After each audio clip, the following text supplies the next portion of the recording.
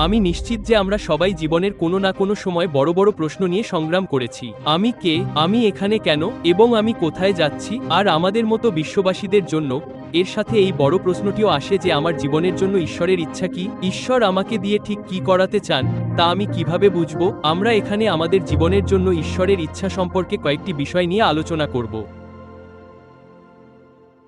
প্রথমত, আপনার জীবনের জন্য ঈশ্বরের ইচ্ছা সর্বদা তার বাক্যের সাথে সঙ্গতিপূর্ণ।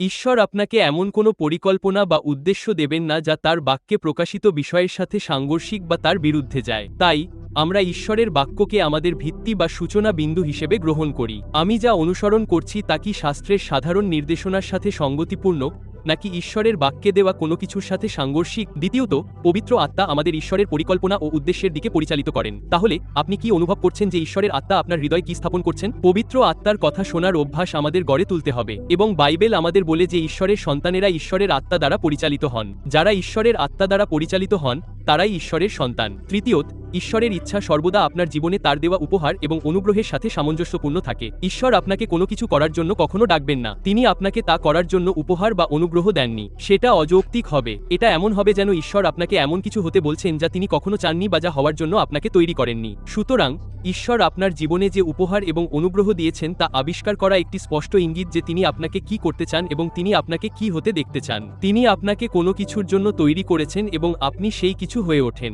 চতুর্থত, ঈশ্বরের ইচ্ছা আপনার হৃদয়কে কি নাড়া দেয় তার দ্বারা চেনা যায়। আমাদের প্রত্যেকেই জীবনে ভিন্ন ভিন্ন কিছু নিয়ে নাড়া খাই। আমাদের প্রত্যেকেই ভিন্ন ভিন্ন সমস্যার সমাধানে আগ্রহী। এর কারণ কি? কারণ ঈশ্বর আমাদের হৃদয়ে ভিন্ন ভিন্ন প্রবণতা দিয়েছেন। কিছু মানুষ দারিদ্র্যের সমস্যা নিয়ে কাজ করতে পছন্দ করে, কিছু লোক ব্যবসা, শিক্ষা বা সরকারের মতো বিষয় নিয়ে কথা বলতে পছন্দ করে, অথবা